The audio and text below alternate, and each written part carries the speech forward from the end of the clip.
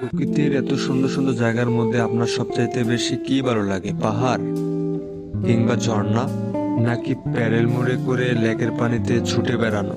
এই সব কিছুই যদি আপনার প্রিয় হয়ে থাকে তাহলে আজকের ব্লগটি আপনার জন্য। হ্যালো গাইস, আসসালামু আলাইকুম ওয়া রাহমাতুল্লাহি ওয়া বারাকাতুহু। আশা করি সবাই ভালো আছেন। Welcome to Chittagong. আজকে আমরা সকাল সকালে রওনা দিয়ে ফেললাম চিটাগং এর উদ্দেশ্যে। তো আজকে প্রথম মিশন হচ্ছে মহামায়া লেক। মহামায়া লেকের রাস্তায় আমরা ঢুকে পড়েছি। চারিদিকে পরিবেশটা খুবই সুন্দর এবং অসাধারণ একটি পরিবেশ ছিল।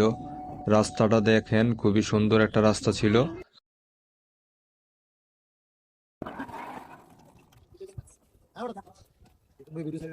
Hello everyone. Yeah, to you. Happy birthday. Birthday. এই হচ্ছে মহামায়া ইকো পার্ক। চলে আসলাম আমরা। জনপ্রতি 30 টাকা করে টিকিট নিয়ে আমরা এখন ভিতরে চলে গেলাম। হ্যালো ভিউয়ার্স, চলে আসলাম মহামায়া লেকে। এখন আপনাকে পুরাটা মহামায়া লেক আমরা ঘুরিয়ে দেখাবো এবং হচ্ছে আমরা বোট আছে, আমরা এখন বোটের মাঝে যাব। তো সবাই কন্টিনিউ করেন ভিডিওটা। লেটস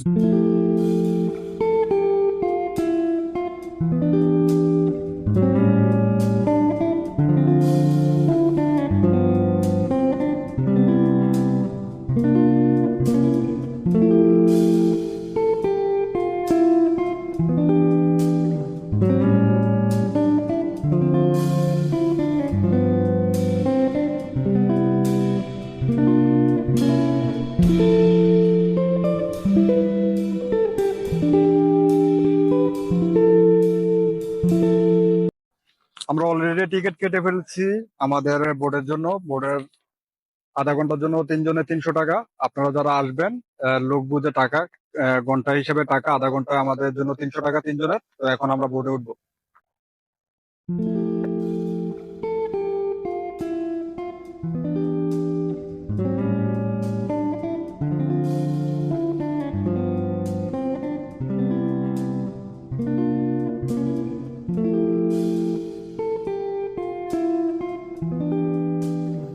ফয়েজ লেকের পরে এটি হচ্ছে বাংলাদেশের দ্বিতীয় বৃহত্তম কৃত্রিম লেক।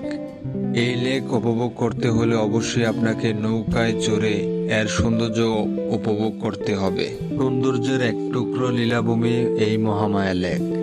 ছোট বড় অসংখ্য পাহাড় নিয়ে অবস্থিত এই লেক। খুব সুন্দর একটা ফিলিংস নেওয়ার জন্য আমরা এই বোটটা ভাড়া করি। আসলেও খুব রোদ, তারপরে আসলে খুব এনজয় করতেছি। খুবই সুন্দর একটা জায়গা। আর আমরা যারা শহরে থাকি, মাঝে মধ্যে এরকম একটা সুযোগ পাইলে কেউ মিস করে না, তো আমরাও মিস করি নাই। অসম্ভব একটা সুন্দর জায়গা। আর যখন আমরা বোটটা চালাইতেছি আমাদের ফিলটা অনেক দারুণ। তো আপনারা অবশ্যই যারা আসবেন তারা অবশ্যই বোর্ডে চলবেন, কারণ হচ্ছে মহামায়া লেক যদি বোর্ডে না উঠেন তাহলে কিন্তু এটার ফিলটা বুঝবেন না। জায়গা অসম্ভব সুন্দর, কিন্তু তারপরও আলাদা একটা ফিলের জন্য হলো আমাদের বোর্ডে উঠতে হবে এবং আলাদা একটা এক্সপিরিয়েন্স নেওয়ার জন্য। যারা আমরা শহরে থাকি আমরা কিন্তু সচরাচর এরকম সুযোগ পাই না। তো এরকম সুযোগ পাইলে আমরা আসলে কখনো মিস করতে চাই না। যেমন আজকে সেম, আমরা এই সুযোগটা মিস করি নাই। তো এটা কাজে লাগানোর জন্য আমরা উঠে গেলাম, আমরা 3 বন্ধু। এখন আমরা আধা ঘন্টা পুরো দমে এই বোট চালাবো, তারপর আবার আমরা চলে যাব জন্নাতে। তো সবাই ইনশাল্লাহ ভিডিওটা কন্টিনিউ করেন। তারপর আমরা যাব সুপ্তধারা জন্নাত। ইনশাল্লাহ সবাই আমাদের সাথে থাকবেন। নির্দিষ্ট টাইম ঘোরাঘুরি শেষ করে চলে আসলাম। আমরা এখন ঝর্ণার উদ্দেশ্যে রওনা দিব, সহস্রধারা ও সুপ্তধারা ঝর্ণার উদ্দেশ্যে। যেহেতু আমরা প্রাইভেট কার নিয়ে গিয়েছিলাম, প্রাইভেট কার বাবদ 400 টাকা এবং জনপ্রতি 50 টাকা করে আমরা এখন পাহাড়ে উঠব। পাহাড়ে অবশ্যই যে কোনো গাড়ি নিয়ে উঠা যাবে না, আপনারা অবশ্যই সাবধানতা অবলম্বন করবেন।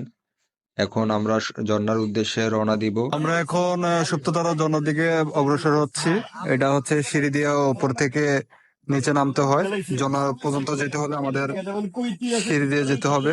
তো এখন আমাদের টিম, আমরা সবাই জন্নার উদ্দেশ্যে রওনা দিলাম। সবাই আমরা এক এক করে নামতেছি।